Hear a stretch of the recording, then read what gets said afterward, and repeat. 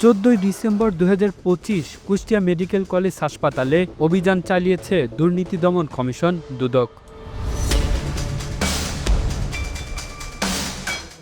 রোববার বেলা 11:30 থেকে দুপুর 2টা পর্যন্ত কুষ্টিয়া জেলা সমন্বিত দুদক কার্যালয়ের সহকারী পরিচালক বিজন কুমার রায়ের নেতৃত্বে 3 সদস্যের একটি দল এ অভিযান পরিচালনা করেন।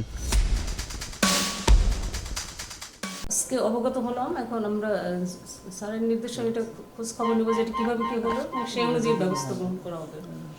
আমরা তদারকি করি এবং তাদেরকে উৎসাহিত করি, মাঝে মাঝে মৌখিকভাবে সতর্কতাও দেওয়া হয়। আমরা চেষ্টা করছি তাদেরকে করার, তাদেরকে মাসিক সভায় এবং অনেক সময় পার্সোনালি ডেকেও এটা অনুপ্রাণিত করা হয় এবং এরপর আমরা হয়তো বায়োমেট্রিক মেশিন মানে একটা নির্ধারিত সময় অফ করে দেওয়া, এইভাবে একটা ব্যবস্থা নেওয়ার চিন্তা ভাবনা করছি। আমরা এই মিটিংয়ে এসে যেটা করেছি।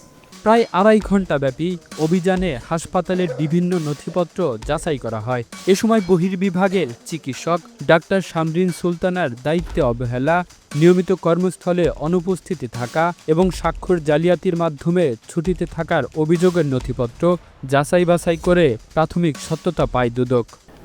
এসে আমরা প্রথমে পরিচালক মহোদয়ের সাথে কথা বলছি, তিনি কর্মস্থলে অনুপস্থিত আছেন কিংবা ছুটি নিয়ে গেছেন এই বিষয়টাও তারা ক্লিয়ার করে বলতে পারেন না। কারণ হচ্ছে তার ছুটির দরখাস্ত চাইলে পরে একটা ছুটির দরখাস্ত, তার স্বাক্ষরিত একটা ছুটির অনুমোদিত দরখাস্ত নিয়ে আসে আমাদের কাছে দেখানো হয়।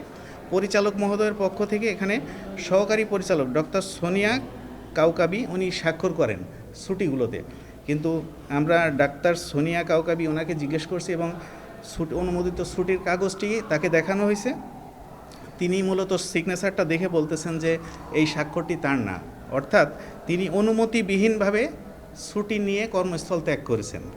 আমরা ইতিমধ্যে পরিচালক মহোদয়কে বিষয়টি জানিয়েছি।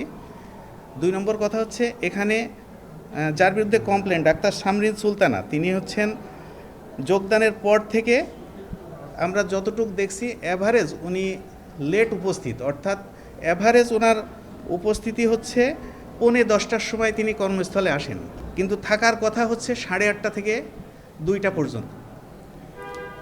এখানে তার বের হয়ে যাওয়ার কোনো যে ডিজিটাল ফিঙ্গারপ্রিন্ট উপস্থিতিতে তার বের হয়ে যাওয়ার কোনো নমুনা পাওয়া যায়নি। জেলা সমন্বিত দুদক কার্যালয়ের সহকারী পরিচালক বিজন কুমার রায় জানান, গেল 2 দিন আগে রোগী দেখার সময় ডাক্তার শামরিন সুলতানার মোবাইলে গেম খেলার একটি ভিডিও গণমাধ্যমে প্রচার হলে এমন অভিযোগের ভিত্তিতে অভিযান চালানো হয়।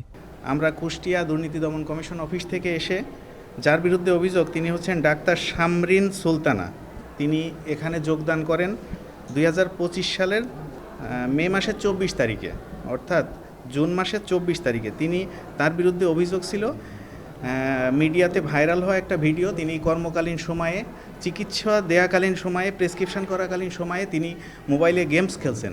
আরেকটা বিষয় আমি বলি, তিনি যোগদান করছেন জুন মাসে, যোগদানের পর থেকে আজ ডিসেম্বরের 14 তারিখ, এই তারিখ পর্যন্ত তিনি কর্তৃপক্ষের অনুমতিবিহীন 17 দিন অ্যাবসেন্ট আছেন।